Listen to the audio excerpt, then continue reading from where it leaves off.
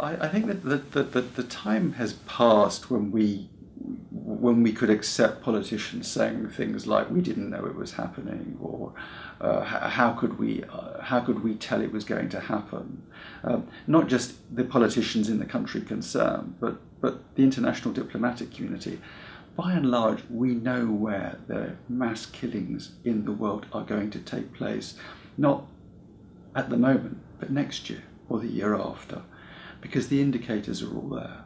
If you look at past patterns of violation, if you look at past patterns of violence, you look at ongoing levels of violence in the community, you look at whether or not that violence is directed at particular territorial groups, whether it's directed by ethnicity or by religion, you look at the state of democracy in the country, free speech, the level of rule of law, and you also look at this thing about whether or not a country is internationally isolated, whether or not it feels able or it feels that it has some kind of space in which to achieve its aims through mass violence.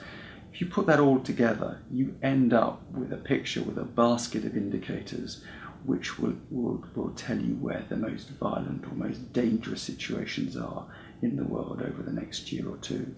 And we have to start taking those indicators a little bit more seriously. Well, I think one of the difficult things about prevention is that we can never really know when a mass atrocity was prevented. You can't prove something that on the basis of something that didn't happen.